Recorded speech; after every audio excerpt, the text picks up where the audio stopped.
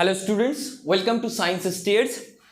আজকে তোমাদের সঙ্গে আলোচনা করব photo electric effect and wave particle duality chapter নিয়ে, অর্থাৎ তোমাদের সিলেবাসে যেটা রয়েছে যে কোয়ান্টাম তত্ত্ব। তো প্রথমে আমি হেডিং দিয়ে নিই যে কোয়ান্টাম তত্ত্ব, ইংলিশে আমরা কি বলি? Quantum theory.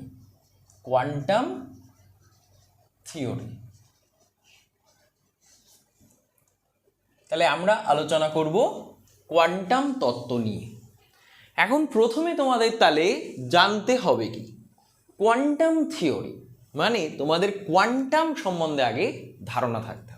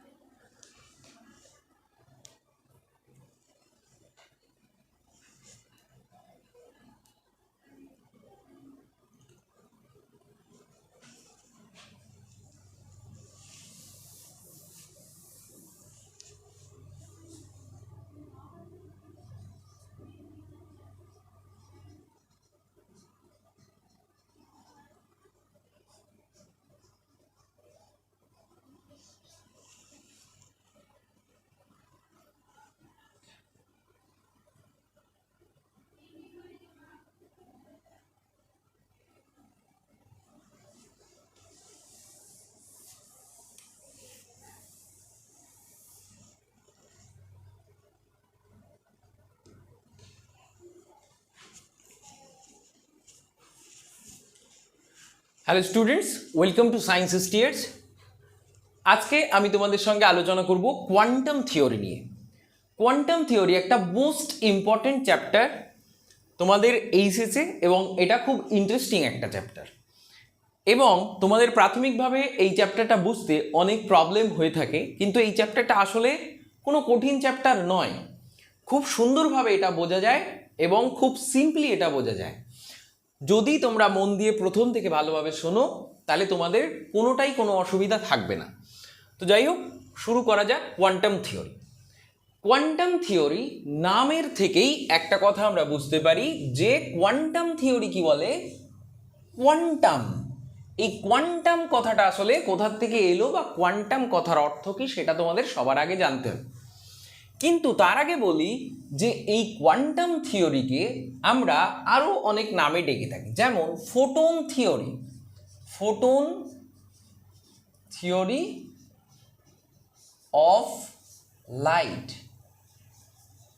Photon theory of light আমরা বলে থাকি, বা এই চ্যাপ্টারটাকেই আমরা ফটো ইলেকট্রিক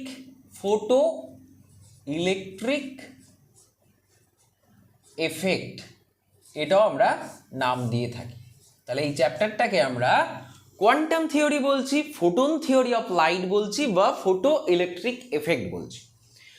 প্রথমে এই বেসিক জিনিসগুলো আগে বুঝে নেওয়া যাক যে কোয়ান্টাম থিওরি কেন, কোয়ান্টামটাই বাকি। দেখো, কোয়ান্টাম কথার অর্থ হলো স্টেপস। কোয়ান্টাম কথার অর্থ হলো স্টেপস। স্টেপস মানে তুমি একটা সিঁড়ি বেয়ে পরপর উপরে উঠছো, তাহলে এটাকে আমরা কি বলি? এই সিঁড়িটাকে আমরা বলি স্টেপস।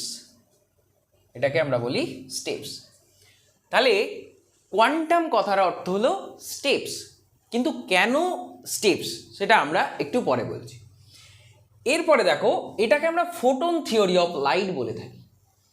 তার মানে ফোটন এই জিনিসটা আবার কি, তাহলে এটা সম্বন্ধে আমাদের জানতে হবে। এবং ফোটো কথার অর্থ কি? ফোটো কথার অর্থ হচ্ছে লাইট। ইলেকট্রিক এফেক্ট, ইলেকট্রিক কি? তড়িৎ কি? তড়িৎ হচ্ছে প্রেজেন্স অফ চার্জ, আধানের অস্তিত্ব, সেটাই হচ্ছে তড়িৎ।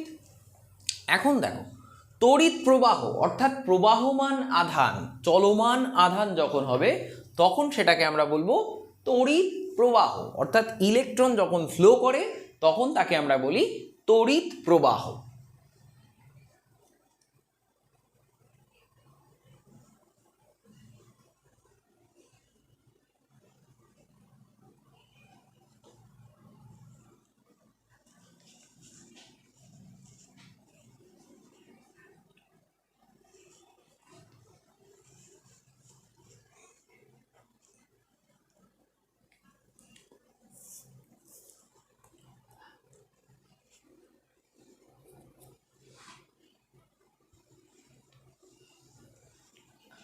Hello students, welcome to science stares. আজকে তোমাদের সঙ্গে আলোচনা করব কোয়ান্টাম থিওরি নিয়ে। কোয়ান্টাম থিওরি কি? খুব ইন্টারেস্টিং চ্যাপ্টার।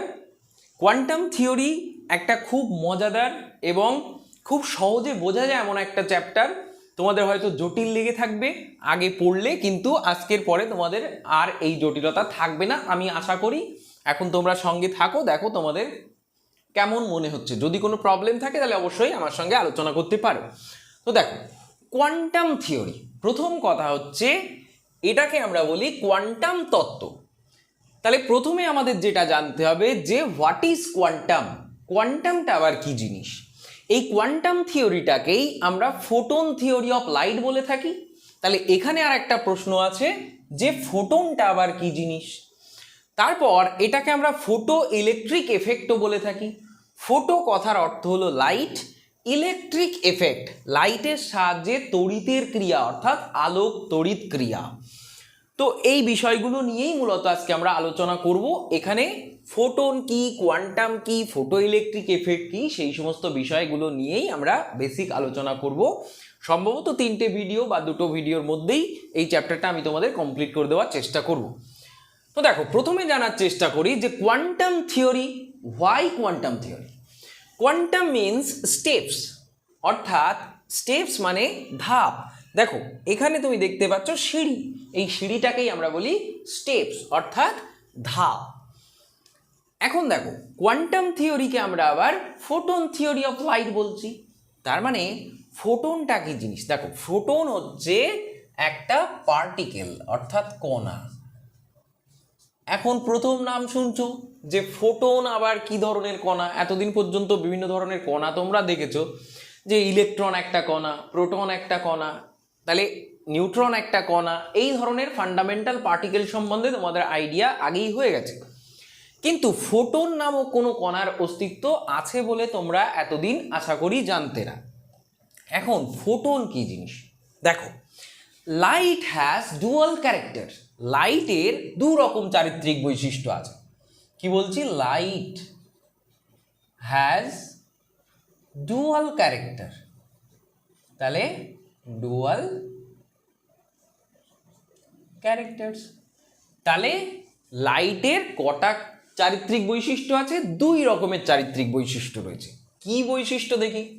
তাহলে এর আগে তোমরা লাইটের চ্যাপ্টার যখন পড়েছো, জিওমেট্রিক্যাল অপটিক্স পড়েছো, যেখানে তোমাদের ধরে নেওয়া হতো যে আলো সরলরৈখিক পথে চলে এবং তার ভিত্তিতে তোমরা বিভিন্ন লেন্স এবং তাদের ফাংশন বা বিভিন্ন দর্পণ তাদের ফাংশন তোমরা পড়েছো। তারপর তোমরা যখন ফিজিক্যাল অপটিক্সে ঢুকলে, তোমরা ইন্টারফারেন্স বা তোমরা ডিফ্রাকশন এইগুলো যখন পড়লে, অর্থাৎ ব্যতিচার, অপবর্তন, সমাবর্তন এগুলো যখন পড়লে, তখন তোমরা দেখলে যে light has another character and which is the wave nature of light. তার মানে light has dual character and one character is the wave character and another character is the particle nature. তাহলে এই পার্টিকেল নেচার সম্বন্ধে তোমরা এখনো পর্যন্ত অবগত নও। তার মানে sometime light acts as wave and sometime it acts like a particle. তাহলে কোনো সময় ওয়েভের মতো আচরণ করছে, আবার কোনো সময় পার্টিকেলের মতো আচরণ করছে। তার মানে কণার মতো আচরণ করছে বা তরঙ্গের মতো আচরণ করছে। তার মানে আমরা বুঝলাম যে লাইটের 2টো ক্যারেক্টার আছে। এখন বুঝলাম কিভাবে? দেখো, ওয়েভ ক্যারেক্টার তোমরা বুঝেছিলে কি করে? তোমরা কতগুলো বিশেষ বিষয় সম্বন্ধে আগে পড়ে এসছো বা শুনেছো যে ইন্টারফারেন্স বলে একটা ঘটনা ঘটে।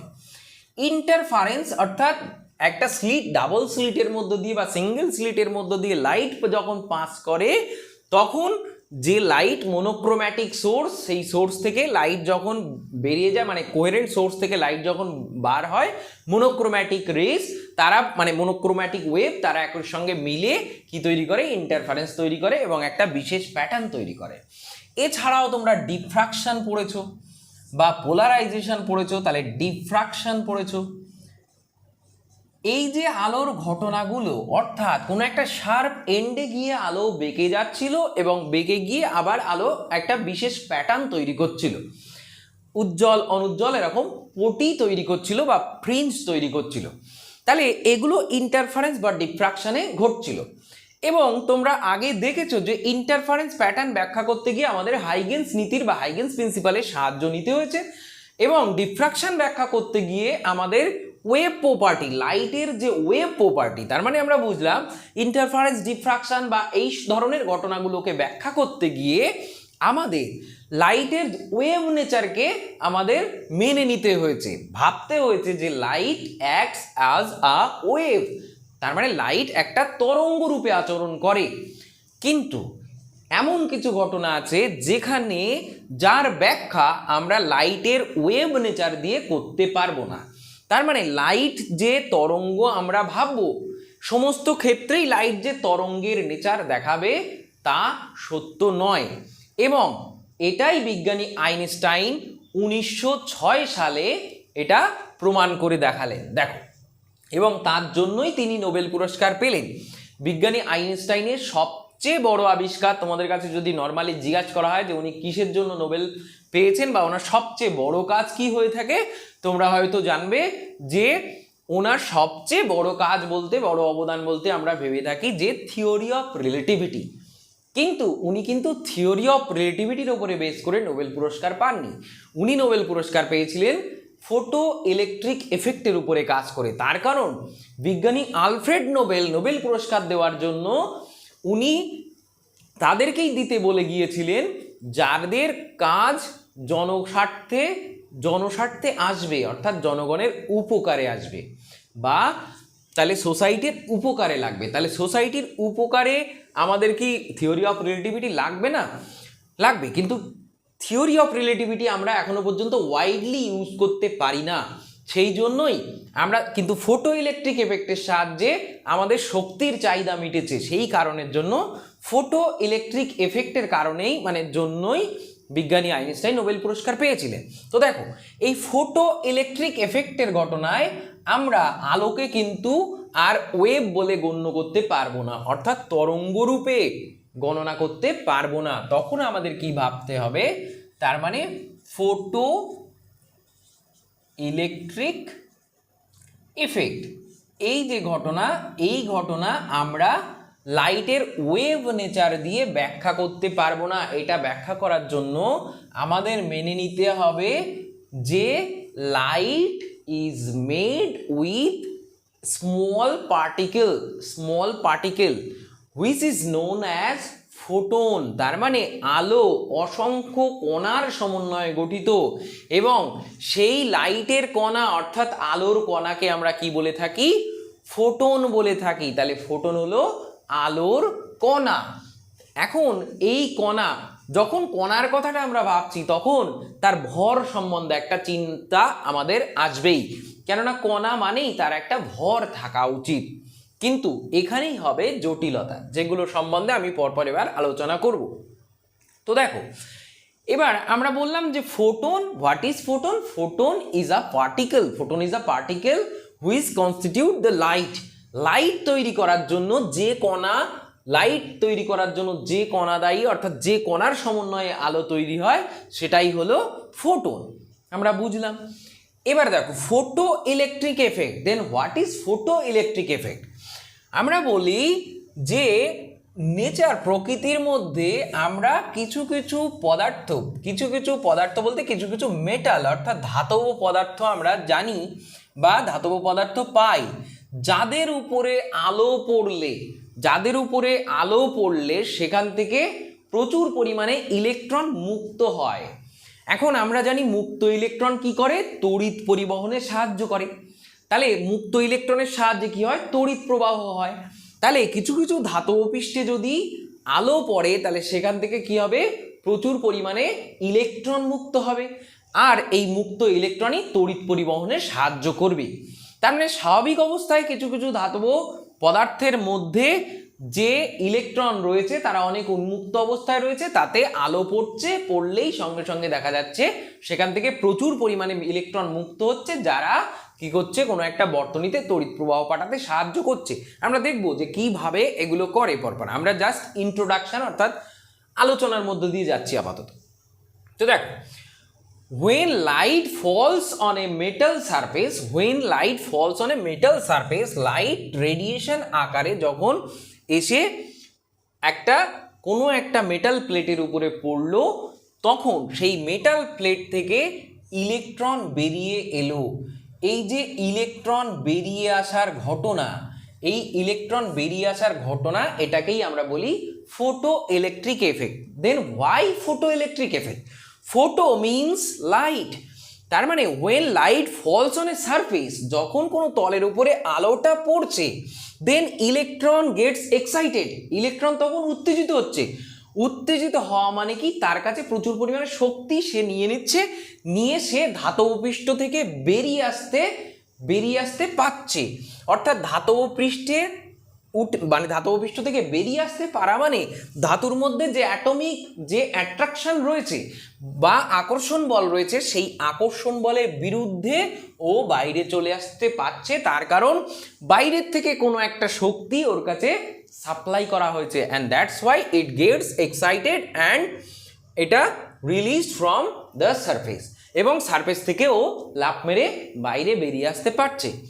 তাহলে আমরা বুঝলাম যে যখন আলো কোনো একটা ধাতব প্লেটের উপরে পড়ার পর সেই ধাতব প্লেটের উপরিপৃষ্ঠে থাকা ইলেকট্রন সেই আলো থেকে শক্তি শোষণ করে, এবং সেই শক্তি শোষণ করার পর উত্তেজিত হয়ে সে ধাতব পৃষ্ঠ থেকে বেরিয়ে এসে সেই মুক্ত ইলেকট্রন তড়িৎ প্রবাহের সৃষ্টি করে, and that's why it is known as photo electric effect. Why photoelectric effect? Because photo means light. Photo means light, and this light, the constituent of this light is কি, ফোটন। তার মানে কি, এই লাইটের মধ্যে কি আছে, ফোটন কণা আছে, এবং এই ফোটন কণাগুলোই যখন ধাতব পৃষ্ঠের উপরে পড়ছে তখন ইলেকট্রনগুলো এক্সাইটেড হচ্ছে, এবং তারা প্রচুর পরিমাণে বাইরে চলে আসছে, মুক্ত ইলেকট্রনে পরিণত হচ্ছে, এবং তারাই তড়িৎ পরিবহন করছে। তার মানে একটা ইলেকট্রিক এফেক্ট দেখাচ্ছে, তাই আমরা একে বলি ফটো ইলেকট্রিক এফেক্ট। তাহলে এই পর্যন্ত আমরা যেগুলো আলোচনা করলাম সেগুলো কমপ্লিটলি বেসিক ছিল, এবং এই বেসিক থেকে আমরা জানতে পারলাম যে লাইট হ্যাজ ডুয়াল ক্যারেক্টার। তাহলে what is the nature of light? Nature of light is sometime wave and sometime it acts as particle. কখনো কখনো এটা ওয়েভের মতো আচরণ করে, অর্থাৎ তরঙ্গের মতো আচরণ করে, এবং কখনো কখনো এটা পার্টিকেলের মতো আচরণ করে। কিন্তু কিছু বিশেষ ঘটনায় এরা তরঙ্গের মতো আচরণ করে, কিছু বিশেষ ঘটনায় এরা আবার কিসের মতো, কণার মতো আচরণ করে। তাহলে এই যে ডুয়াল ক্যারেক্টার থাকার কারণে লাইটের বিভিন্ন রকম যে প্রপার্টি বা বিভিন্ন রকমের ঘটনা, সেই ঘটনা আমরা এই যে ডুয়াল নেচারের সাহায্যেই আমরা ব্যাখ্যা করব। তাহলে আজকে আমাদের মূলত পার্টিকেল নেচার নিয়ে আলোচনা করার বিষয়, সেই জন্যই আমরা পার্টিকেল নেচারটা নিয়েই মূলত আলোচনা করব। এবং এর আগেই আমরা বললাম যে লাইট পার্টিকেল বলতে আমরা কি বুঝি, ফোটন, সেই জন্যই আমরা ফোটন নিয়ে আগে আলোচনা করব। তাহলে প্রথমে আমরা জানার চেষ্টা করব এবার যে ফোটন কি জিনিস। প্রথমে আমরা জানার চেষ্টা করব ফোটন কি জিনিস, তারপরে এই যে কোয়ান্টাম বা স্টেপস আমরা বললাম সেগুলো কি জিনিস, সেগুলো আমরা পরপর এবার জানার চেষ্টা করি। তাহলে প্রথমে জানার চেষ্টা করি যে ফোটন কি জিনিস। তাহলে আমরা বললাম যে লাইটের যে কণা, আলোর যে কণা, সেই কণাকেই বলা হয় ফোটন। তাহলে ফোটন একটা কণা, তাহলে কণা যদি হয়ে থাকে ইট মাস্ট হ্যাভ মাস, তাহলে এর অবশ্যই মাস থাকা উচিত, অর্থাৎ ভর থাকা উচিত।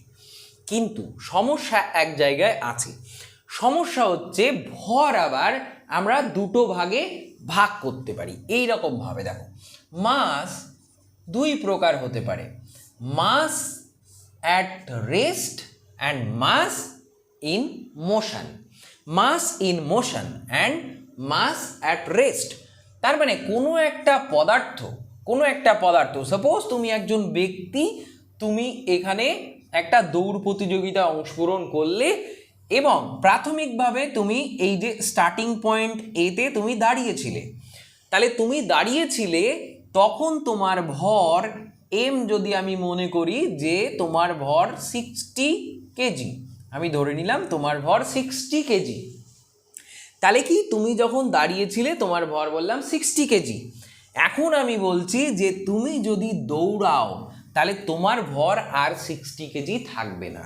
কিন্তু নিউটনিয়ান মেকানিক্সের আলোচনার সময় আমরা বলেছিলাম যে what is mass.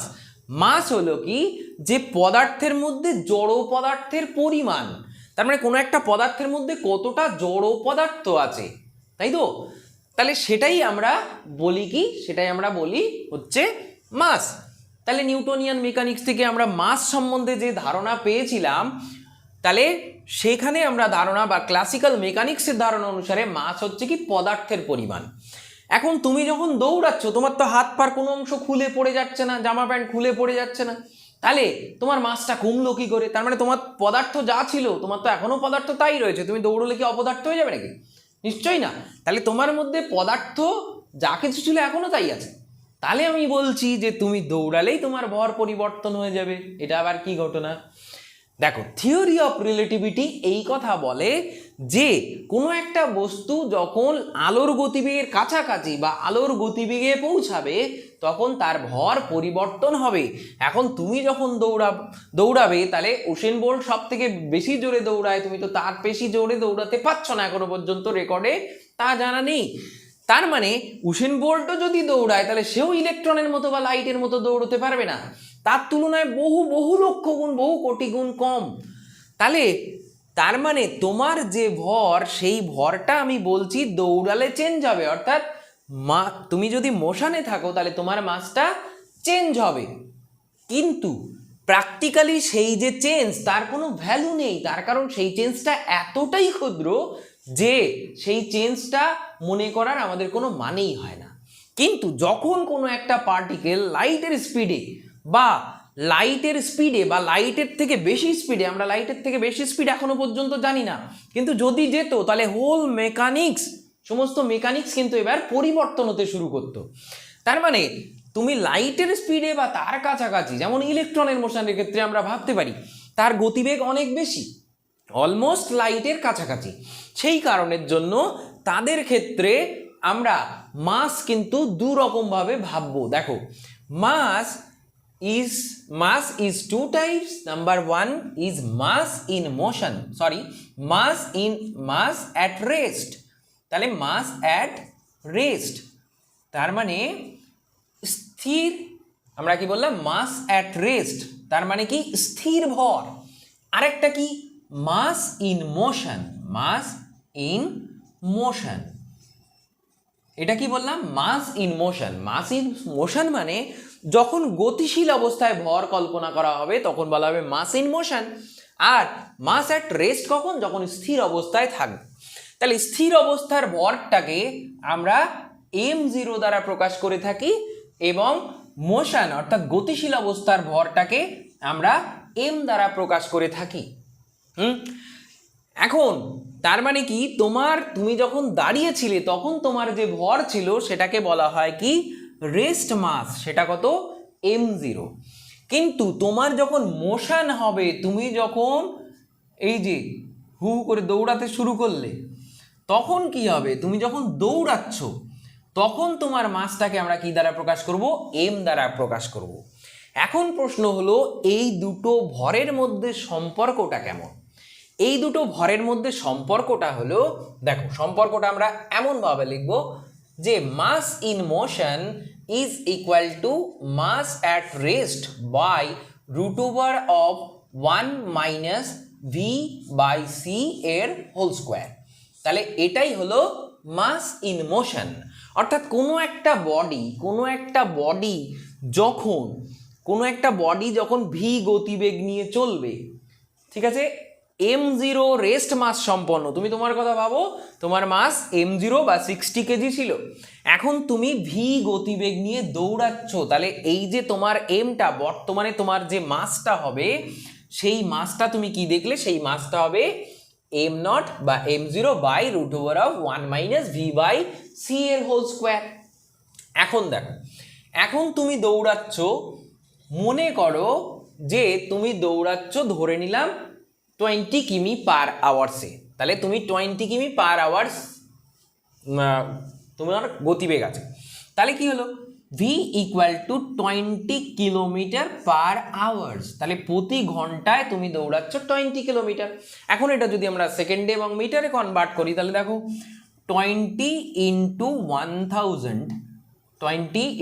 1000 metre by 1 hour means 3600 second, তাহলে এখান থেকে দুটো শূন্য তুমি কেটে দিলে তুমি কি পেলে 200/36, তাহলে এটা মিটার পার সেকেন্ড, তাহলে তুমি এত স্পিডে সাপোজ দৌড়াচ্ছ। এখন এই যে স্পিড এত মিটার পার সেকেন্ড, এই যে স্পিডটা তুমি দেখতে পাচ্ছ, এই স্পিডটার সঙ্গে একজনের স্পিড তোমাকে এখন তুলনা করতে বলি, দেখি তুমি তুলনা করতে পারো কিনা। c equal to 3 into 10⁸ metre per second, এটা কার স্পিড, এটা শূন্য মাধ্যমে আলোর গতিবেগ, তাহলে শূন্য মাধ্যমে আলো কত গতিবেগে চলে, 3 ইন্টু 10⁸ মিটার পার সেকেন্ড, 3-এর পিঠে এখনো কিন্তু 8টা শূন্য দিতে হবে, আর তুমি এখানে যে ভ্যালু পাবে মিটার পার সেকেন্ডে যদি কনভার্ট করা হয়, তাহলে সেই ভ্যালুটার সঙ্গে এর তুলনা করা কোনো মতেই সম্ভব নয়, ধর্মতলা এবং খাটের তলা, তাহলে কোনোভাবেই সম্ভব নয়। তাহলে তুমি বুঝলে যে তুলনা সমানে সমানে হয় বা সমতুল্যর মধ্যে হয়, তাহলে লাইটের স্পিডের সঙ্গে তোমার স্পিড তুলনীয় নয় মোটেও, তার মানে বোঝা গেল যে এই যে ভি এর মান সেটা এতটাই কম, অনেক কম, এবং সির মান তার তুলনায় বহুগুণ বেশি। তাহলে দেখো উপরের রাশিটা কম, নিচের রাশিটা বড়, তাহলে ভাগ করলে কি হবে, রাশিটা আরো ছোট হয়ে যাবে, সেই ছোট রাশির যখন আমরা স্কোয়ার করব সেটা আরো ছোট হয়ে যাবে, তার মানে সেটা অলমোস্ট ইগনোরেবল, মানে শূন্য হয়ে যাবে, তার মানে আমরা লিখতে পারবো √1 - 0, তাহলে যদি লিখি তাহলে কি পাবো, m0 পাবো। অতএব আমরা বলতে পারলাম যে m ইকুয়াল টু m0।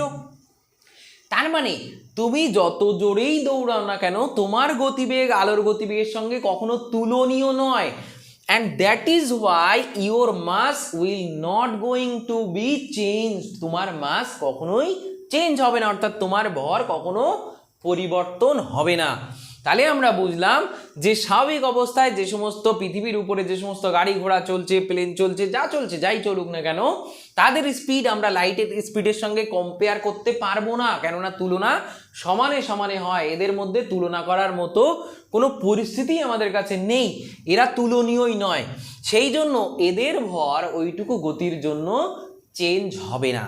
কিন্তু ফোটনের কথা ভাবো, ফোটন ইটসেলফ কি, ফোটন ইটসেলফ লাইট, তার কারণ কি আলোরই কণা, সেটাই তো ফোটন, তার মানে লাইট যে স্পিডে চলে ফোটন সেই স্পিডে চলে, লাইট তো ফোটন দিয়েই তৈরি, তাহলে ফোটন যে স্পিডে চলবে লাইট সেই স্পিডে চলবে। কিন্তু তার মানে বোঝা গেল যে যখন আলোর গতিবেগে ফোটন কণা কিন্তু চলছে, তখন তার মাস কি হবে। এখন দেখো এই ইকুয়েশনে যদি তুমি চিন্তা করো, তাহলে তুমি লিখতে পারো m0/1 মানে বাই √1 - v জায়গায় velocity of photon is equal to c by, মানে speed of photon is equal to c, তাহলে c/c এর whole square which is equal to 1। তাহলে তুমি এখান থেকে কি পাচ্ছ দেখো, এখান থেকে তুমি কি পাচ্ছ দেখো, এখান থেকে তুমি পাচ্ছ m0/√1 - 1, তার মানে কি m0/0 which is equal to infinity. তার মানে তুমি দেখছো কি যে ফোটনের যখন ফোটন কণা চলছে তখন তার মাস হবে কি ইনফিনিটি, ফোটনের মাস ইনফিনিটি হওয়া উচিত, কিন্তু কিন্তু কিন্তু সমস্যা এখানে রয়েছে।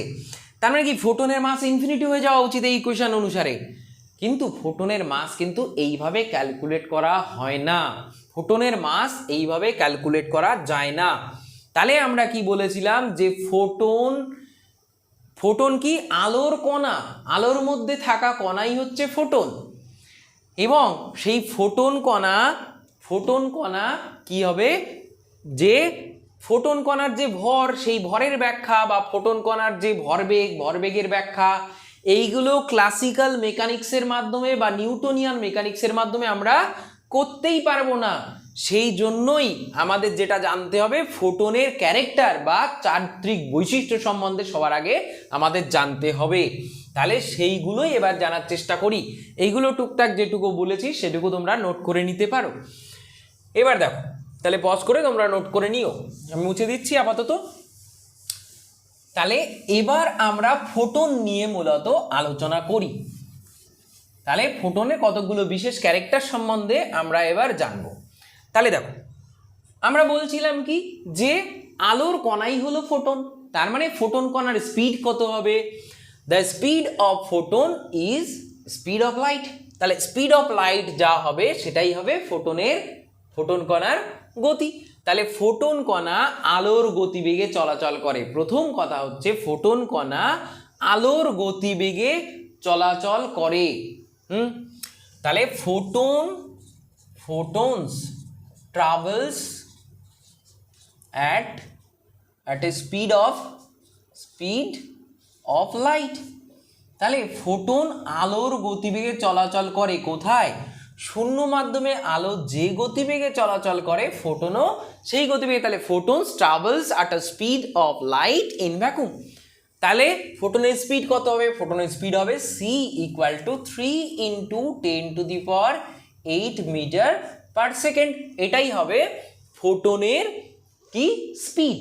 তাহলে ফোটন কণার স্পিড সম্বন্ধে আমাদের ধারণা হলো।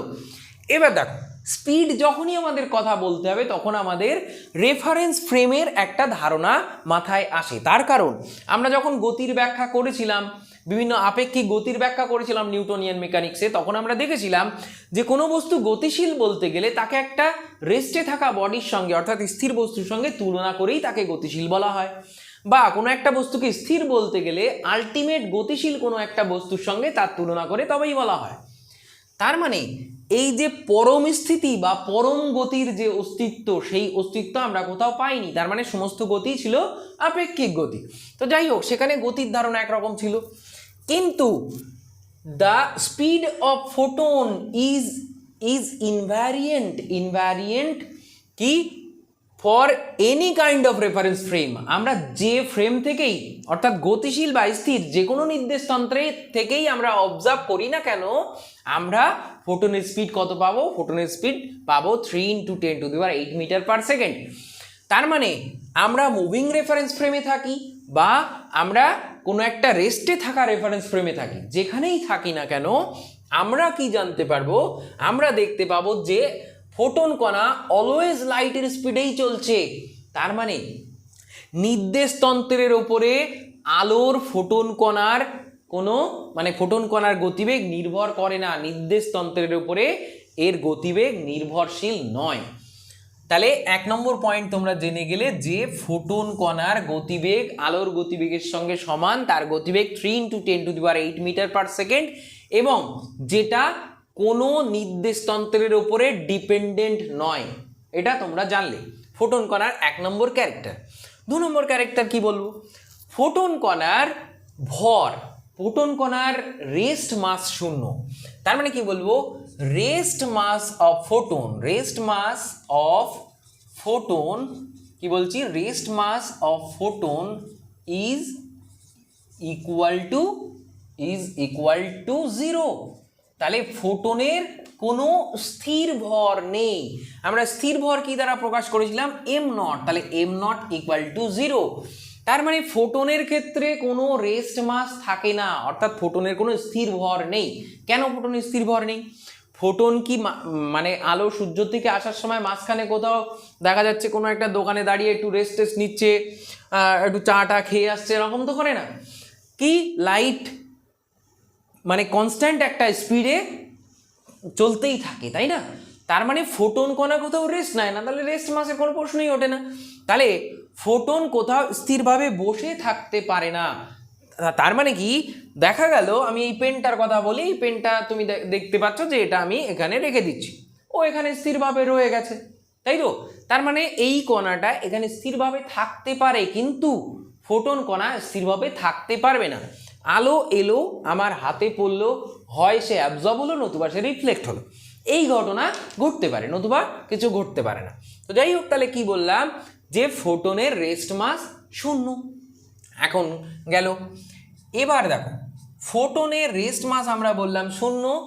এর পরের পয়েন্ট আমরা কি বলতে পারি, যে ফোটন কণার যে ভরবেগ, ফোটন কণার ভর সম্বন্ধে আমরা আলোচনা করলাম। তাহলে ফোটন কণার যে ভরবেগ, সেই ভরবেগ, ফোটন কণার একটা বিশেষ ভরবেগ আছে, কিন্তু সেই ভরবেগটা আমরা নিউটনিয়ান মেকানিক্স দিয়ে আলোচনা করতে পারবো না। নর্মালি এম ভরের একটি বস্তু যদি ভি বেগে গতিশীল হয়, তবে m into v is known as the linear momentum of that particle. তার মানে কি, কোনো একটা বস্তু এম ভর সম্পন্ন বস্তু যদি, এখানে কোনো একটা এম ভরের বস্তু যদি ভি বেগে গতিশীল হয়, তবে তার ভরবেগ আমরা লিখতে পারি p equal to m v, যেখানে p is the linear momentum of the body and which is the multiplication of mass and the speed of বা ভেলোসিটি অফ দ্যাট পার্টিকেল। তার মানে মাস এবং ভেলোসিটি এই দুটো যদি আমরা মাল্টিপ্লাই করি, তবে আমরা লিনিয়ার মোমেন্টাম পেয়ে যেতাম। কিন্তু ফোটনের ক্ষেত্রে তার মাস এবং তার ভেলোসিটি আমরা যদি গুণ করি, তাহলে সেক্ষেত্রে সেটা তার লিনিয়ার মোমেন্টাম হিসেবে আমরা গ্রাহ্য করব না। মানে কি, ফোটনের ক্ষেত্রে আমরা এই যে নিউটনিয়ান মেকানিক্স, সেই নিউটনিয়ান মেকানিক্স আমরা কাজে লাগাতে পারবো না। তার মানে আমরা কি বললাম, যে ফোটনের ক্ষেত্রে আমরা নিউটনিয়ান মেকানিক্স কাজে লাগাতে পারবো না। এটা বুঝে গেলে? তাহলে ফোটনের ক্ষেত্রে আমরা নিউটনিয়ান মেকানিক্স কাজে লাগাতে পারবো না। তার মানে আমরা বলতে পারবো যে each photon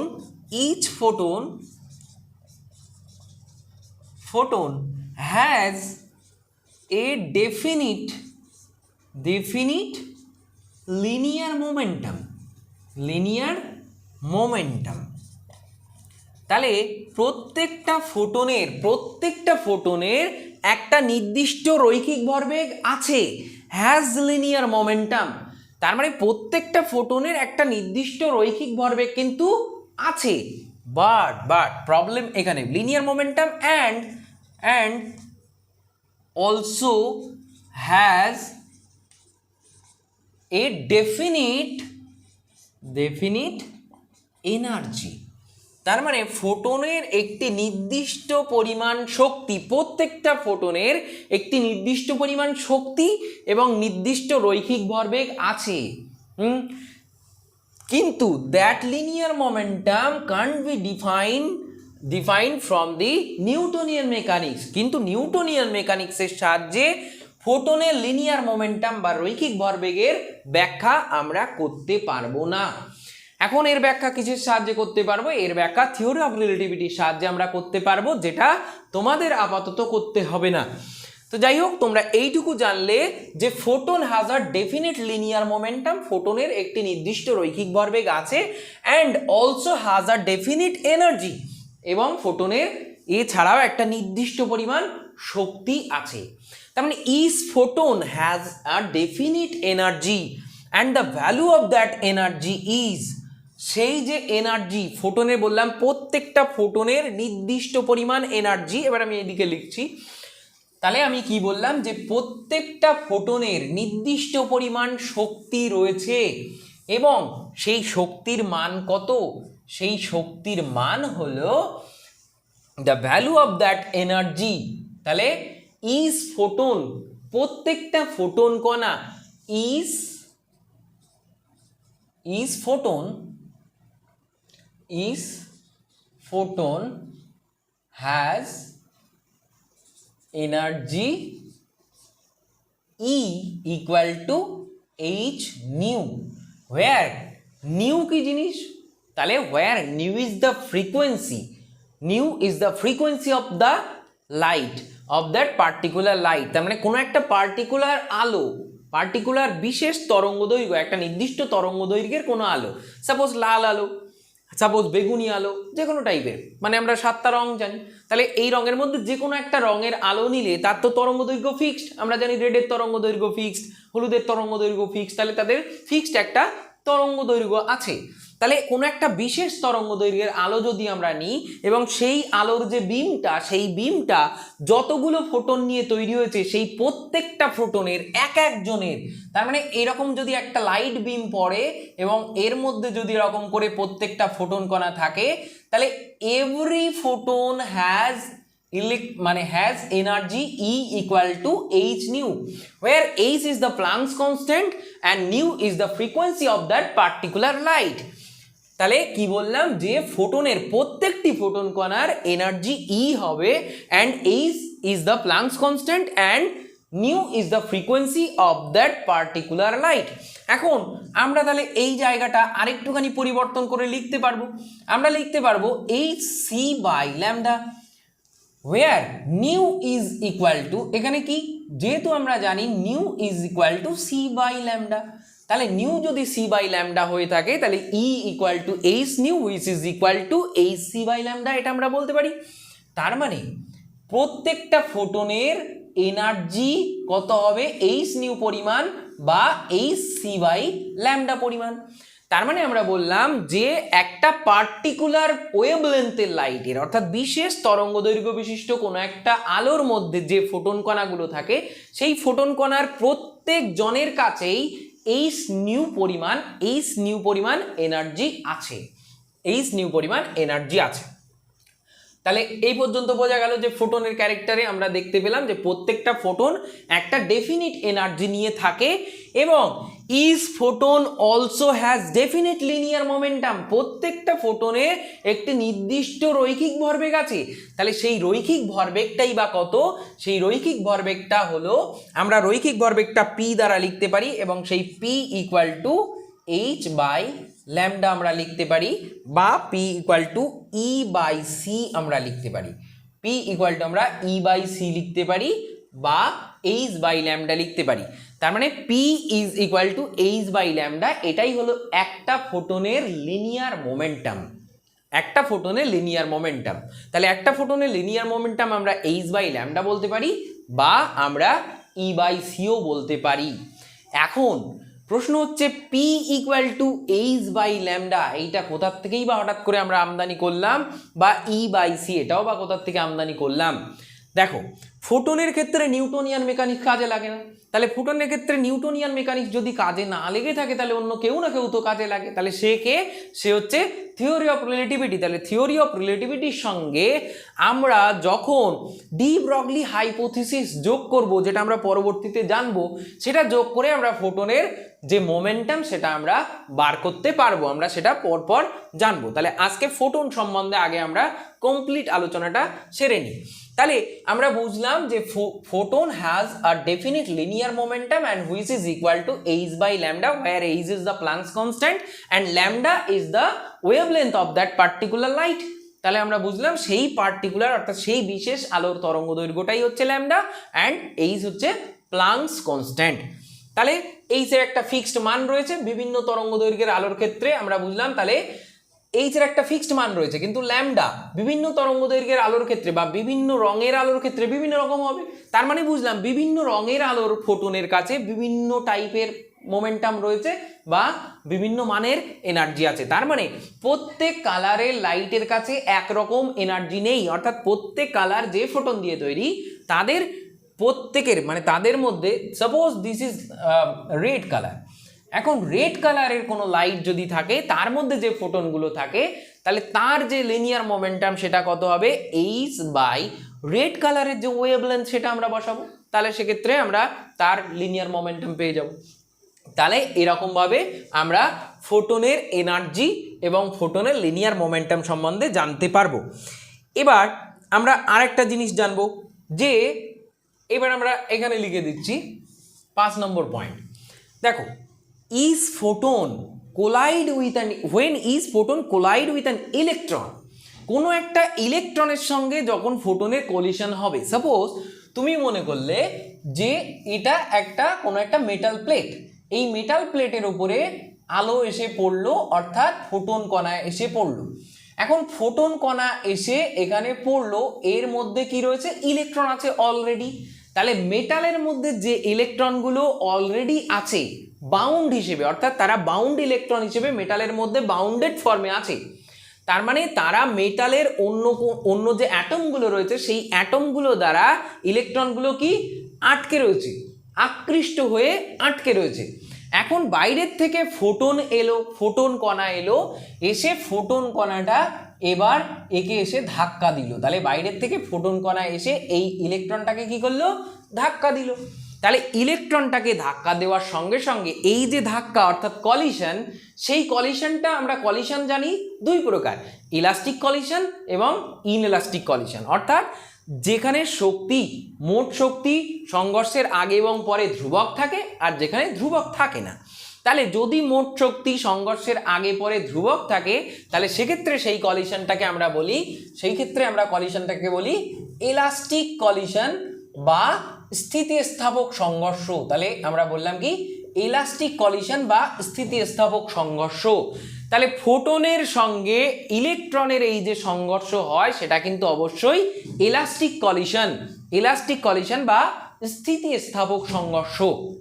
তাহলে আমরা বুঝলাম যে এই যে সংঘর্ষটা হলো সেটা অবশ্যই একটা ইলাস্টিক কলিশন বা স্থিতিস্থাপক সংঘর্ষ হবে। অর্থাৎ ফোটন কণা যখন কোনো একটা মেটাল প্লেটের উপরে পড়বে, তখন ফোটন কণা দুটো কাজ করতে পারে। হয় ফোটন কণা তার ফুল এনার্জি ইলেকট্রনকে দিয়ে দেবে, নতুবা তার ফুল এনার্জি নিয়েই ওখান থেকে আবার রিফ্লেক্ট হয়ে বেরিয়ে যাবে। দেখো একটা জিনিস তোমাদের সবসময় সমস্যা হয়ে থাকে যে, তার মানে আচ্ছা এটা বলার আগে আমি এটা লিখে দিই যে ফোটন আর এই যে ইলেকট্রনের যে collision, the collision between photon and the electron of that particular metal is elastic. তার মানে আমরা বুঝলাম যে the collision occurred here is elastic collision. তাহলে দ্য কলিশন, তাহলে কি বললাম, দ্য কলিশন বিটুইন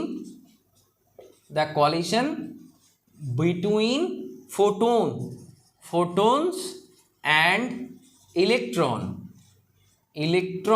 তাহলে ফোটন এবং ইলেকট্রনের মধ্যে এই যে কলিশনটা হচ্ছে, the collision between photons and electrons is always কি বলবো, ইজ অলওয়েজ ইলাস্টিক। তাহলে এই কলিশন সর্বদা কি হবে, ইলাস্টিক কলিশন হবে, অর্থাৎ স্থিতিস্থাপক সংঘর্ষ হবে।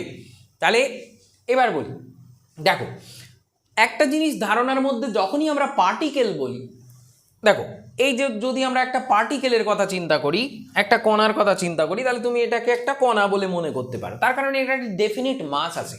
কিন্তু ফোটনের কিন্তু রকমভাবে ডেফিনিট মাস আমরা বলতে পারছি না, তাহলে তার কলিশনটাই বা হবে কি করে? দেখো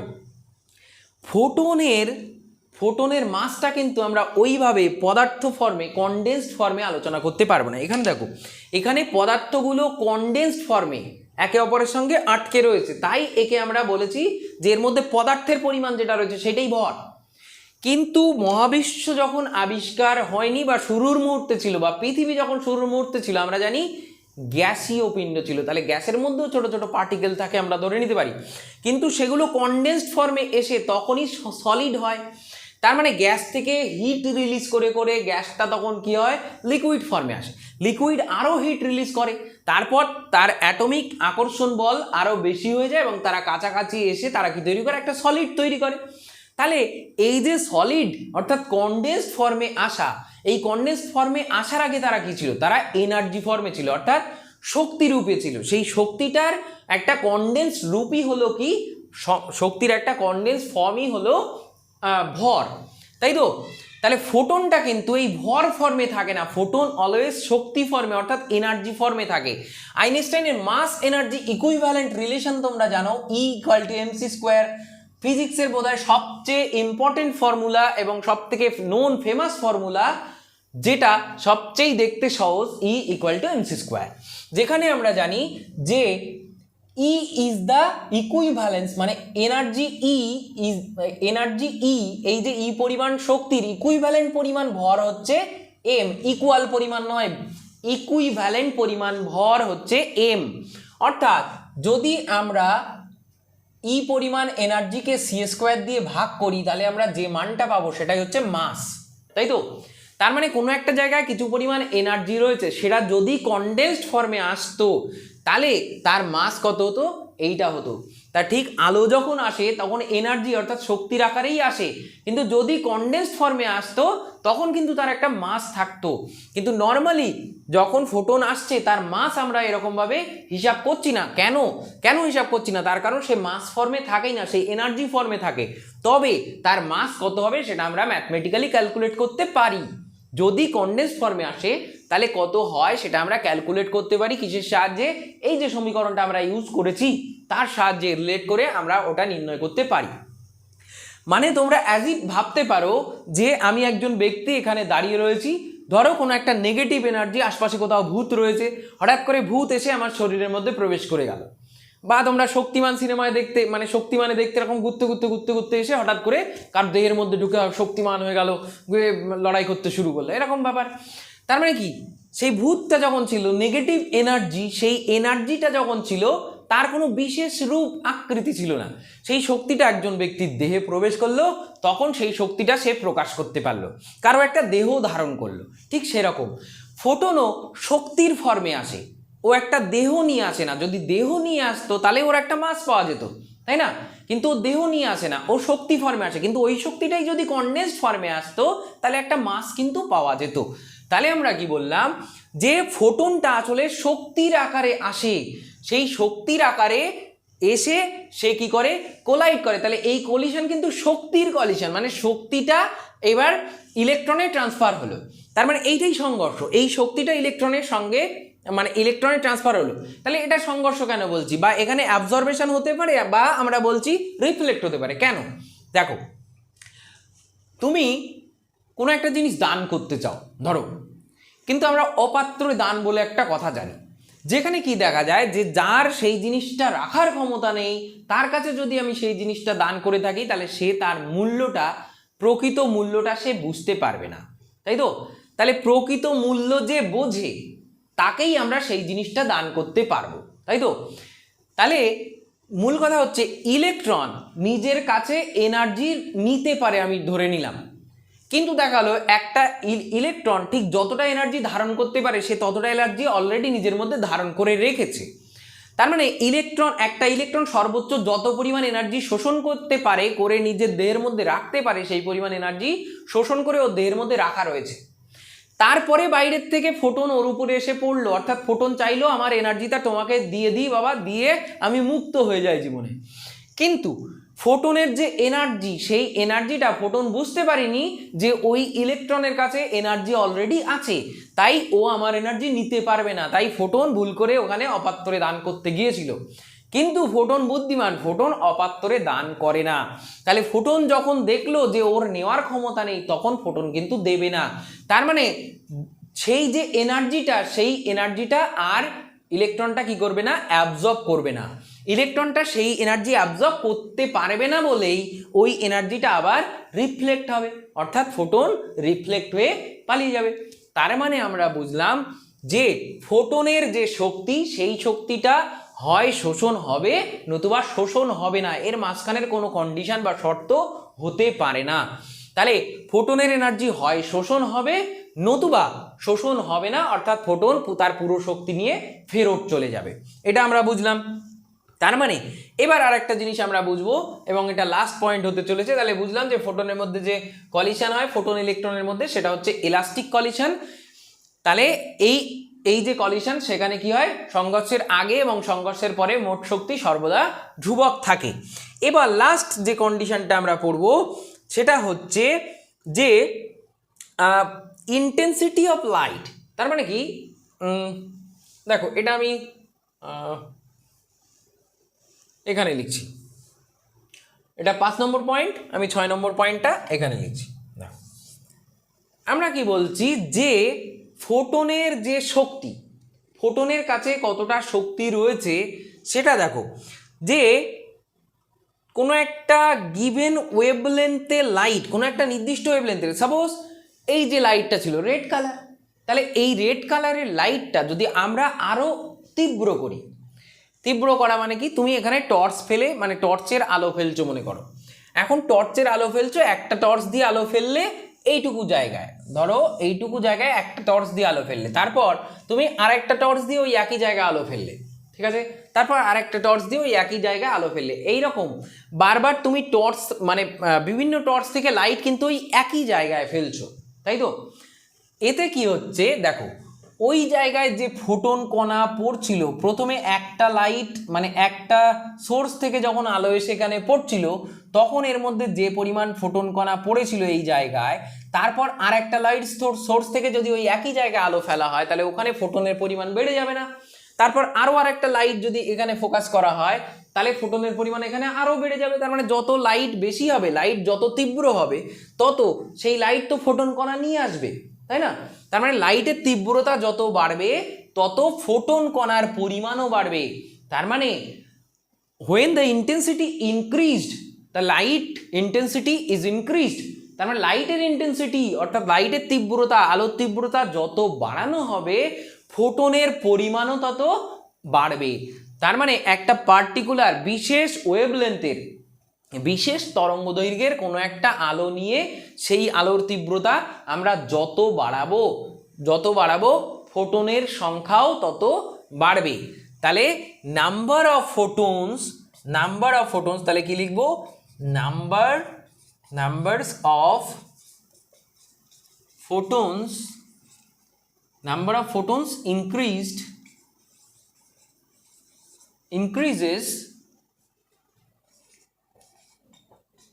with the intensity of a light of particular wavelength। তার মানে একটা বিশেষ তরঙ্গ দৈর্ঘ্য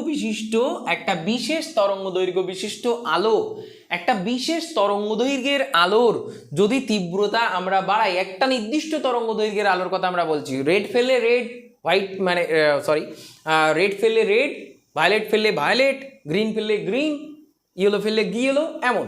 তার মানে ইয়েলো লাইট যদি ফেলি, তাহলে ইয়েলো লাইটের তীব্রতাই আমি আরও বাড়ালে কি হবে, তার মানে ফোটনের পরিমাণ বাড়বে, তাই তো।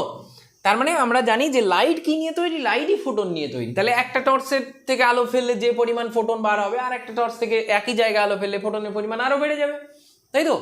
তার মানে আমরা বুঝলাম যে যত লাইটের অর্থাৎ আলোর তীব্রতা বাড়বে, তত ফোটনের সংখ্যা বা ফোটনের পরিমাণও বেড়ে যাবে। তাহলে এইগুলো হলো ফোটনের ক্যারেক্টার। এই ফোটনের ক্যারেক্টারের মধ্যে আমি আসলে এই চ্যাপ্টারে যা যা বেসিক জিনিস তোমাদের লাগবে সেই জিনিসগুলোই কিন্তু আলোচনা করার চেষ্টা করেছি। এই জিনিসগুলো, এটা যদি ক্লিয়ার না হয়ে থাকে, তাহলে তুমি কিন্তু নেক্সট স্টেপে যেতে পারবে না। অর্থাৎ যে কলিশনগুলো হচ্ছে, কেন অমন হচ্ছে, আইনস্টাইন ইকুয়েশনে কেন আমরা কলিশনটাকে হঠাৎ করে ইলাস্টিক কলিশন ধরে নিচ্ছি, এই সমস্ত জিনিসগুলো, বা হঠাৎ করে ফোটনটাকে আমরা বলছি ফোটন একটা এনার্জি কনডেন্স ফর্মে আসেনি, তারপরেও ফোটনের মাস নিয়ে আলোচনা করছে, এই যে বিভিন্ন প্রবলেমগুলো তোমাদের কিন্তু এটা না জানলে কিন্তু হবে। তো যাই হোক, এইগুলো নোট নিয়ে নেবে। এবার আমরা যেটা আলোচনা করব সেটা হচ্ছে কি, কোয়ান্টাম অর স্টেপস। তাহলে আমি কি বলেছিলাম, কোয়ান্টাম বা স্টেপস কি বলেছিলাম সেটাই আগে জানার চেষ্টা করি। কেন এটাকে কোয়ান্টাম থিওরি বলা হলো? তাহলে ফোটন সম্বন্ধে তোমাদের যখন জানানো হয়ে গেল, তোমরা জেনে গেলে, এখন তোমাদের কোয়ান্টাম কথাটার প্রকৃত অর্থ মাথায় ঢুকবে খুব ভালোভাবে। ধরে নাও একটা পার্টিকুলার ওয়েভলেন্থের লাইট, সাপোজ রেড লাইট, তুমি মনে করলে একটা রেড লাইট, তাহলে রেড লাইটের যে তরঙ্গ দৈর্ঘ্য বা ওয়েভলেন্থ, সেই ওয়েভলেন্থটা তুমি মনে করলে ল্যামডা আর। তাহলে আমি ধরে নিলাম যে wavelength is equal to lambda r. তাহলে একটা লাল আলো তুমি নিলে যার ওয়েভলেন্থ হলো ল্যামডা আর। তাহলে এই লাল আলো এবার ফোকাস করে তুমি এখানে কোনো একটা মেটাল প্লেটের উপরে ফেললে, এখানে কোনো একটা মেটাল প্লেটের উপরে ফেললে, তার মানে এর মধ্যে যে আলোগুলো রয়েছে সেই আলোগুলো, এর মধ্যে যে আলোগুলো রয়েছে মানে ফোটনগুলো রয়েছে, সেই যে ফোটনগুলো আমি রেড লাইট বলেছি সেই জন্য আমি রেড কালার দিয়ে দেখাচ্ছি। এই যে ফোটনগুলো রয়েছে, ইচ ফোটন হ্যাজ, আমরা কি ফোটনের ক্যারেক্টারে আমরা কি দেখেছিলাম, each photon has a definite kinetic energy and which is E equal to h nu, তাই না? তার মানে আমরা দেখেছিলাম প্রত্যেকটা ফোটনের একটা ডেফিনিট কাইনেটিক এনার্জি অর্থাৎ নির্দিষ্ট গতিশক্তি বা নির্দিষ্ট পরিমাণ শক্তি থাকে, ডেফিনিট এনার্জি থাকে। কাইনেটিক এনার্জি বলে ফেললাম, সমস্যার কিছু নেই, তার কারণ ফোটন কখনো রেস্ট থাকে না, ওর মোট এনার্জি হচ্ছে গতিশক্তিই হয়। তো যাই হোক, কাইনেটিক এনার্জি বা ফোটনের এনার্জি, তাহলে ফোটনের এনার্জিটা কি হবে, ই ইকুয়াল টু এইচ নিউ হবে। এইবার এটা হলো একটা ফোটনের এনার্জি, এটা হলো একটা ফোটনের শক্তি। তাহলে এই ফোটনটা আমরা জানি nu equal to c by lambda, তাহলে সি আমরা লিখলাম বাই, এটা রেড কালারের লাইট নিয়েছিলাম না, তার মানে ল্যামডা আর। তার মানে প্রত্যেকটা ফোটনের এনার্জি, একটা রেড কালারের যে আলো তার মধ্যে যে ফোটন কণা আছে সেই ফোটন কণার যে এনার্জি সেটা কত, h c by lambda r, h c by lambda r. তার মানে এর মধ্যে যে ফোটন কণাগুলো রয়েছে সেই কণাগুলোর প্রত্যেকের এক একজনের এনার্জি কত, এইচ সি বাই ল্যামডা আর। এইবার ধরো এর মধ্যে 1 লক্ষ ফোটন আছে, ধরো এর মধ্যে 1 লক্ষ ফোটন আছে, তাহলে এই যে লাইট বিমটা পড়েছে তার এনার্জি কত হবে, তার এনার্জি হবে ই ইন্টু কি হবে 1 লাখ, তাই তো? তার কারণ কি ই ইন্টু 1 লাখ কেন আমি বলবো, তার কারণ একটা ফোটনের এনার্জি কত, ই, তাই তো? 1 লক্ষ ফোটনের এনার্জি কত হবে, ঐকিক নিয়মেই তো তোমরা দেখতে পাচ্ছ যে 1 লক্ষ গুণ হবে। এখন এখানে এই যে আমি রেড ডট যে কটা দিয়েছি সে কটাই আমি রেড ফোটন মনে করি, মানে সে কটাই আমরা রেড কালারের যেগুলো দিয়েছি সেগুলোই মনে করছি যে এই রেড কালারের যে লাইটটা পড়েছিল তার মধ্যে থাকা ফোটন কণা। তাহলে একটা ফোটনের এনার্জি এইচ নিউ পরিমাণ, তাহলে এখানে কটা ফোটন রয়েছে দেখি, 1টা 2টো 3টে 4টে 5টা 6টা 7টা 8টা 9টা 10টা। সাপোজ আমি যেমন ছবি এঁকেছি তাতে আমরা দেখছি 10টা ফোটন রয়েছে, তাহলে একটা ফোটনের এনার্জি যদি এইচ নিউ পরিমাণ হয় তবে 10টা ফোটনের এনার্জি কত হবে, 10 ইন্টু এইচ নিউ পরিমাণ, সেইটাই হবে এর মধ্যে থাকা মোট এনার্জি। তাহলে আলোর যে ফোটনগুলো, যতগুলো ফোটন আছে তাদের মোট এনার্জি কত হবে, 10 ইন্টু এইচ নিউ, যদি 10খানা ফোটন তৈরি হয়, মানে 10খানা ফোটন থাকে, এটা উদাহরণের জন্য বললাম, ফোটন তো আর এরকম 10টা 12টা এরকম থাকে না, অসংখ্য থাকে, প্রচুর পরিমাণে থাকে। তার মানে এই যে আলোক রশ্মি সেটাও অবশ্যই আমরা গণনা করতে পারি, অঙ্কের মাধ্যমে দেখাবো। তার মানে আমরা বুঝলাম যে, এবার দেখো হাফ ফোটন, কোনো একটা জায়গায় অর্ধেক ফোটন, 7.5টা থাকলো, 8.5টা ফোটন থাকলো, 10.5টা ফোটন থাকলো, এরকম সম্ভব নয়। তার মানে ফোটন ভেঙে ভেঙে অর্ধেক কোনো দিন থাকতে পারবে না। তার মানে একটা ফোটনের মিনিমাম এনার্জি কত হবে, এইচ নিউ হবে। মিনিমাম এনার্জি একটা বিশেষ ওয়েভ লেন্থের বা বিশেষ তরঙ্গ দৈর্ঘ্যের যে আলো তার ক্ষেত্রে প্রত্যেকটা ফোটন কণার এনার্জি কত, এইচ নিউ পরিমাণ, তাই তো? এইবার ওর মধ্যে যে কটা ফোটন থাকবে আমরা এইচ নিউ এর সেই কত গুণ করলেই ওর মোট শক্তি পেয়ে যাব, তাই তো? তার মানে আমরা একটা জিনিস বুঝলাম যে the energy of a light beam varies in quantums. কি কোয়ান্টামসটা, এইচ নিউ, এইটাকেই বলা হয় একটা ফোটনের এনার্জি, এবং এইটাকেই আমরা ধরে নিই কি কোয়ান্টামস। কেন, তার কারণ একটা ফোটনের এনার্জি এইচ নিউ হলে এন সংখ্যক ফোটন এনার্জি কত হবে, এন ইন্টু এইচ নিউ। যেমন ভাবে তোমরা আধানের কোয়ান্টাম শিখেছিলে q equal to plus minus n e, তোমরা জানো যে একটা ইলেকট্রনের চার্জ হচ্ছে মিনিমাম চার্জ, প্রকৃতিতে থাকা সবচেয়ে মিনিমাম চার্জ হচ্ছে একটা ইলেকট্রনের বা একটা প্রোটনের চার্জ, তাই তো? তাহলে একটা ইলেকট্রন বা একটা প্রোটন মিলে যে চার্জ, মানে একটা ইলেকট্রন বা একটা প্রোটন যে চার্জ থাকে একটা প্রোটনের মধ্যে বা একটা ইলেকট্রনের মধ্যে, সেইটাই হচ্ছে প্রকৃতিতে এক্সিস্ট করা মিনিমাম চার্জ। ওর থেকে কম চার্জের অস্তিত্ব কোথাও নেই, তার কারণ হাফ প্রোটন বা হাফ ইলেকট্রনের কোনো অস্তিত্ব হয় না। তার মানে মিনিমাম কোথাও একটা ইলেকট্রন বা একটা প্রোটন থাকবে, এর বেশি দুটো, তিনটে, চারটে, পাঁচটা, তার মানে এর সরল গুণিতক হিসেবে থাকতে পারে, সরল গুণিতক বা ইন্টিগ্রাল মাল্টিপল হিসেবে থাকতে পারে। তার মানে সব যে মাল্টিপলগুলো পাওয়া যাবে সেগুলো সব ইন্টিজার হবে, অর্থাৎ অখণ্ড সংখ্যা হবে, অর্থাৎ 1 2 3 4 5 6 এরকম হতে পারে। তার মানে this N may be 1 2 3 4 5 and so on. তার মানে এইরকম ভাবে এন এর ভ্যালু 1 2 3 4 5 6 এরকম ভাবে চেঞ্জ করতে পারে। এর মাঝখানের কোনো কিছু সম্ভব নয়, মানে 1.5 does not exist, 4.5 does not exist, তার মানে এদের কোনো অস্তিত্ব থাকবে না। তাই আমরা বলেছি যে the energy of a particular beam of light is also varies in quantum.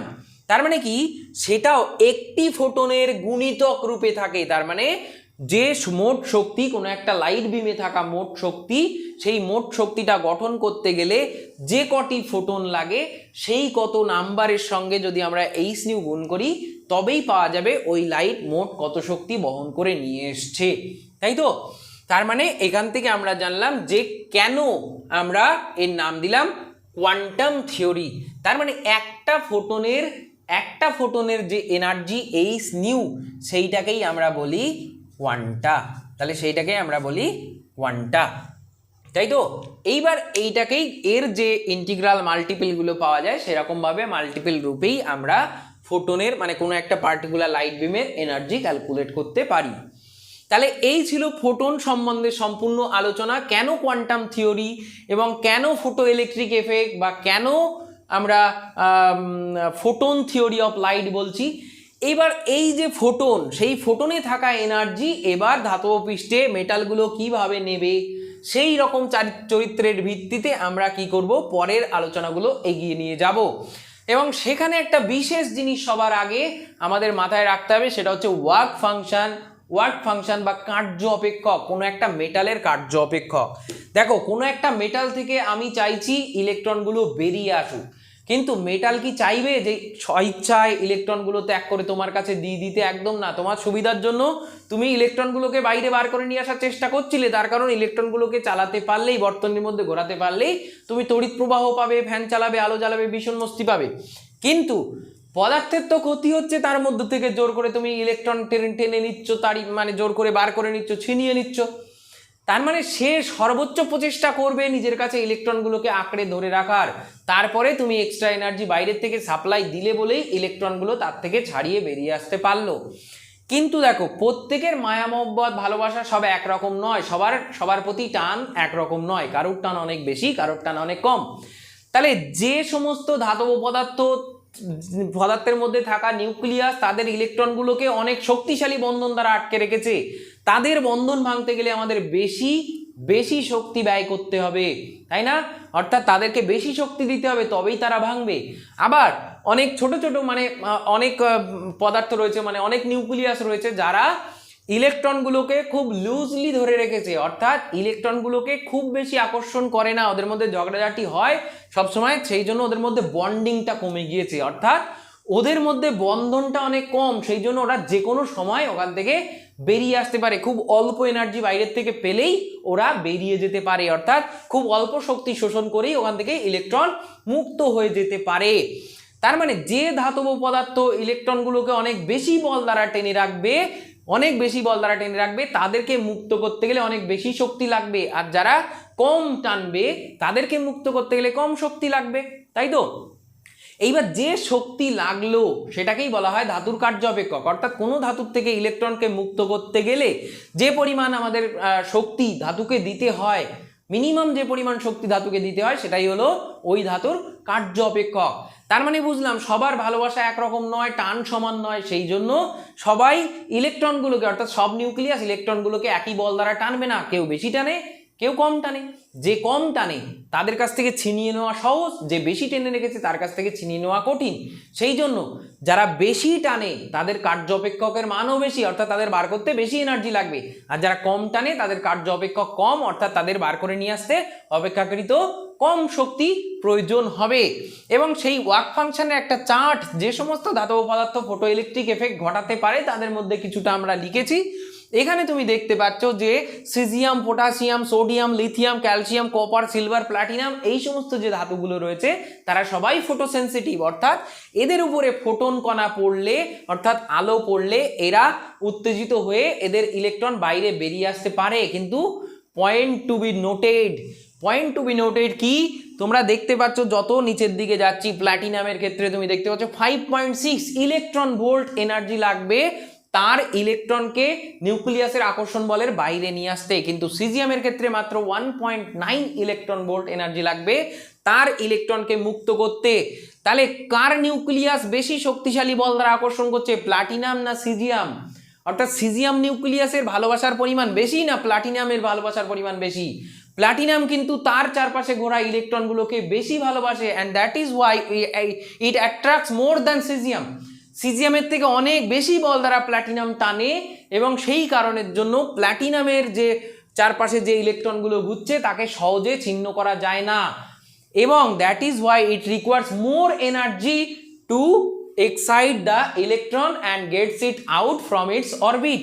তাহলে এর অরবিট থেকে বাইরে নিয়ে আসার জন্য আমার অপেক্ষাকৃত বেশি এনার্জি দিতে হবে, 5.6 ইলেকট্রন ভোল্ট এনার্জি দিতে হবে। কিন্তু সিজিয়াম যেহেতু তার ইলেকট্রনগুলোকে অপেক্ষাকৃত লুজলি ধরে রেখেছে, অর্থাৎ এদের যে অ্যাট্রাকশন সেই অ্যাট্রাকশনটা খুব একটা বেশি নয়, তার মানে সিজিয়াম যে ইলেকট্রনগুলো তার আশপাশে রয়েছে তাদেরকে লুজলি বাউন্ড করে রেখেছে, অর্থাৎ মানে জাস্ট অল্প বল দিয়ে টেনে রেখেছে, খুব একটা বেশি মায়া মহব্বত ওদের প্রতি নেই।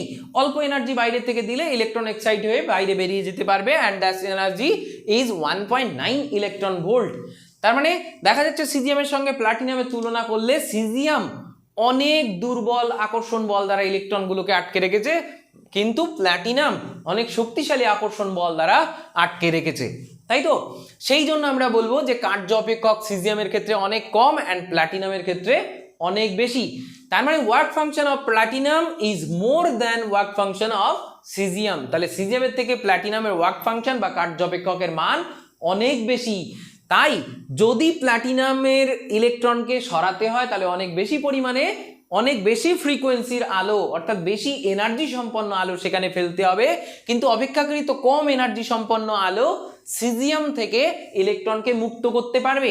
তার মানে যে লাইট প্লাটিনাম মানে যে লাইট সিজিয়াম থেকে ইলেকট্রনকে মুক্ত করতে পারে সেই একই light may not excite the electron in platinum surface. তার মানে প্ল্যাটিনাম সারফেসে যে ইলেকট্রন থাকে তাকে এক্সাইট করতে নাও পারে। তাহলে সিজিয়ামকে যে এক্সাইট করতে পারবে সিজিয়ামের ইলেকট্রনকে, সে সেই একই ফ্রিকোয়েন্সি বা একই কম্পাঙ্ক বিশিষ্ট আলো কিন্তু প্ল্যাটিনামের এক্সাইটমেন্ট দিতে নাও পারে। তাহলে এই ওয়ার্ক ফাংশন সম্বন্ধে আমরা একটা প্রিলিমিনারি আলোচনা করলাম। নেক্সট আলোচনায় আমরা পুরো ওয়ার্ক ফাংশন সম্বন্ধে বা বাকি যে আলোচনাগুলো রয়ে গেল সেগুলো সব আমরা কমপ্লিট করব এবং সুন্দর ওয়েতে কমপ্লিট করব। কিন্তু তার আগে তোমাদের যেটা সবচেয়ে বেশি করে জেনে নেওয়া উচিত, ফোটনের characteristics of photon is must in this chapter. যদি এই চ্যাপ্টারে ফোটনের ক্যারেক্টারিস্টিক্স তুমি না জানো, ফোটনই যে কাজটা করছে এখানে সমস্ত কাজই কে করছে? ফোটনই এখানে এনার্জি, সেই ফোটনই হচ্ছে ভূত যে তোমার মধ্যে ঢুকবে তারপর তুমি শক্তিশালী হবে, তাই না? তার মানে শক্তিশালী ইলেকট্রন তারপর ওখান থেকে আউট হয়ে যাবে, নিউক্লিয়াসের আকর্ষণ বল থেকে বাইরে যেতে গেলে তাকে শক্তিশালী হতে হবে। সেই শক্তিশালী হওয়ার জন্য সেই শক্তিটাকে দিচ্ছে, সেই শক্তিটা দিচ্ছে কে? ফোটন কণা। তাহলে ফোটনের এনার্জি কারোর মধ্যে ঢুকলে সে শক্তিশালী হয়ে যাচ্ছে, সে তীব্র আকর্ষণ বলের বিরুদ্ধে জোর করে দৌড়ে বেরিয়ে আসছে। তাহলে এই যে জোর করে দৌড়ে বেরিয়ে আসা, সেই বেরিয়ে আসার জন্য তার প্রচুর পরিমাণে এনার্জি লাগবে এবং সেই এনার্জিটা কে দেবে? ফোটন দেবে। এখন ফোটন কিভাবে এনার্জি দেবে, কতটা এনার্জি দেবে, সে ফোটন এনার্জি আদৌ নিতে পারবে কিনা, তার যোগ্যতা আছে কিনা, এই সব বিষয়ে আলোচনা করতে গেলে যে বিষয়ে তোমার ক্লিয়ার ধারণা আগে জানার দরকার সেটা হচ্ছে ফোটন। তার মানে ফার্স্ট তোমার জানতে হবে যে what is photon and what is the characteristics of photon and how does photon works in this quantum theory. তাহলে এটাই তুমি যদি না জানো তাহলে তুমি কিন্তু প্রপারলি কোয়ান্টাম থিওরিটাকে কোনোভাবেই বুঝতে পারবে না। সেই জন্য আজকের ভিডিওটা অর্থাৎ নাম্বার 1 যে লেকচার অফ কোয়ান্টাম থিওরি সেটাই হচ্ছে 4 most important things for your upcoming preparation. Okay, তার মানে তোমার এই চ্যাপ্টারটা খুব ভালো করে এবং খুব মন দিয়ে পড়তে হবে এই অংশটা, তারপরে তুমি কিন্তু প্রপারলি নেক্সট অংশগুলো বুঝতে পারবে। তো আশা করি এটা নোট তোমরা রাখবে এবং এটা ভালোভাবে পড়বে, পড়েই নেক্সট ভিডিওতে অংশগ্রহণ করবে। ঠিক আছে, ধন্যবাদ সঙ্গে থাকার জন্য। যদি লেকচার ভালো লেগে থাকে বা উপকারে এসে থাকে মনে করো, তাহলে অবশ্যই লাইক কমেন্ট শেয়ার করো। বারবার করে তোমাদের নিশ্চয়ই বলতে হবে না, তোমরা নিশ্চয়ই জানো যে এটা করলে তোমাদের সঙ্গে সঙ্গে তোমাদের বন্ধুদের বা যাদের বিভিন্ন রকম সমস্যা আছে, ফিনান্সিয়াল কনস্ট্রেন্ট আছে, তারা উপকার পাবে। তো যাই হোক, নিজের সঙ্গে সঙ্গে অন্য কারোর সামান্য হলেও উপকার করতে পারো, সেটা তাহলে তোমার নিজেরও ভালো লাগবে মনের মধ্যে। তো ঠিক আছে, তাহলে দেখা হচ্ছে নেক্সট ভিডিওতে।